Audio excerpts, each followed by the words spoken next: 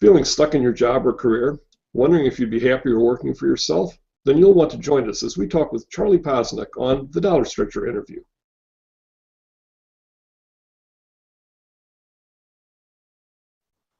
Hi, I'm Gary Foreman, editor of thedollarstretcher.com. Charlie Poznek is founder of theboomerbusinessowner.com. For 20 years, Charlie was part of the hedge fund industry. Then he decided he wanted to build wealth for himself. So he started a number of websites, a podcast, even an eBay store. Today he does all that, plus business coaching in an attempt to help others make a difference in their world and the world around them. Charlie, thanks for joining us today. My pleasure, Gary. Great to be here. And I notice, your target audience is probably baby boomers, but strikes me that anybody who's in a career that they're getting tired of might benefit from what you're doing. Yeah, in retrospect, perhaps I was a little off in suggesting it was only baby boomers. I think it's a situation where all baby boomers are not part of my target market, but there are a lot of baby boomers in my target market. So, for example, if you are very happy with your job, have no interest in having your own business or doing something entrepreneurial, that's great. You're not a part of my target market.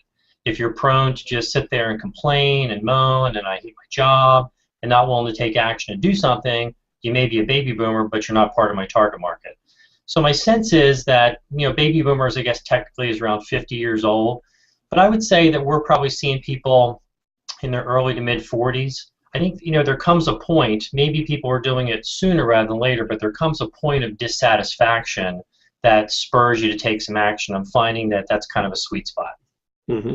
Yeah, because it occurs to me that there's some people that are happier receiving a paycheck on a weekly or bi-weekly basis.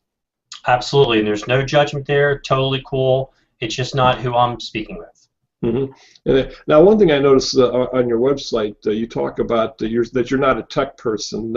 How much does that make in this technological world that we live in? Because a lot of baby boomers feel somewhat challenged by technology. I was scared to begin with, and just a really, really brief story. When I started the eBay business you referred to, this is back in 2005, I played the technology card. I don't know how to do this, I don't know how to do that, how do I set up something on eBay, it's so confusing.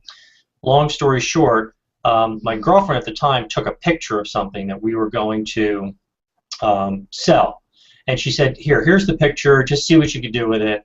10 minutes later, I had the thing up, and we've done 3,000 transactions since then. So I think technology, or the technology excuse, is a bit overused. Things have gotten so easy and user-friendly that you just, if you're in any way, shape, or form inclined to roll up your sleeves and figure something out, it's pretty easy to do. Are there some skills or personality traits that most entrepreneurs seem to share? From my experience, Gary, it's folks who kind of want to take a little more proactive approach to their finances and just kind of the way they structure their day. Some people are very comfortable, as you said, getting a paycheck and having someone give them more direction of what to do during the day.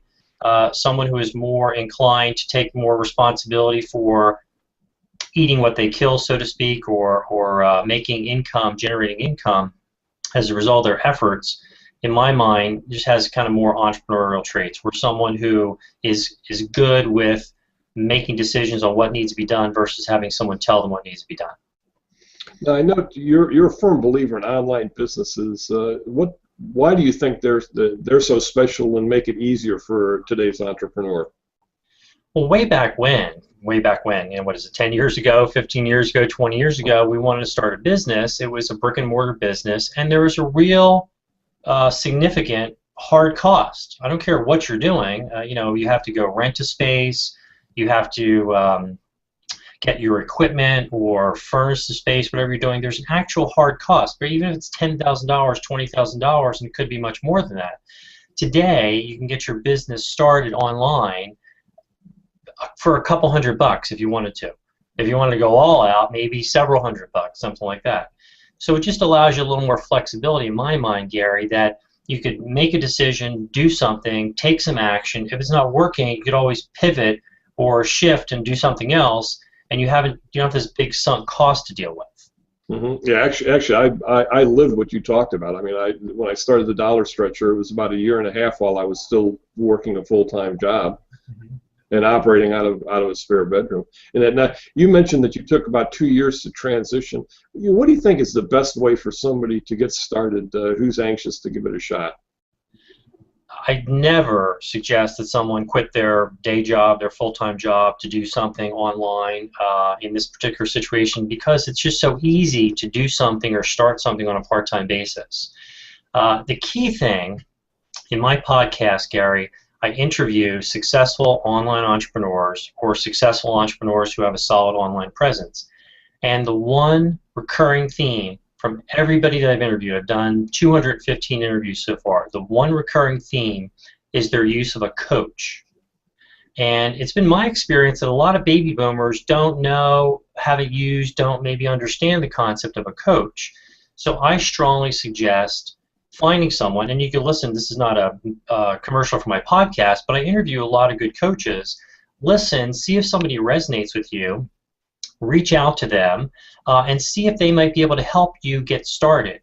It's an investment. Could cost you thousands of dollars over the course of a few months to do something like that, but having somebody who's been or is where you want to be to help you kind of create a roadmap is going to really make your job a lot easier than just throwing yourself in and starting a website and figuring everything out from the beginning. Not that there's anything wrong with the latter approach, but that would be my strong suggestion.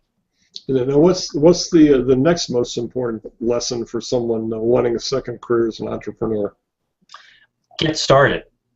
Quite frankly, it's just there's a lot of I'm a recovering perfectionist myself, so I speak from experience. It's not right, something's not right, I need to know how to do this, I need to know what search engine optimization is. I can give you a couple different resources. Just go, set up a website. It's going to cost you less than $100 probably, and start playing around with it. I mean, if nothing else, just put the money aside for right now and do it for some creative outlet and see if you like it. And if you like it, then you're going to be spurred to learn more about what you need to know to grow your business and make it successful. Now, I know I spent a little bit of time on the boomerbusinessowner.com, and we'll provide a link on both YouTube and our website to it. Tell us a little bit about that and your coaching and podcasts. So the boomerbusinessowner.com, we have articles on online business, starting an online business, what I like to refer to as a lifestyle business. For me, a lifestyle business is something where you're kind of creating your day, you're creating your lifestyle, and you're building a revenue stream around that. And again, I think that's another term that's maybe a little foreign to some baby boomers. They just don't get that concept. Well, I have to be someplace 9 o'clock, I have to stay until 5 o'clock, I have very little flexibility during my day.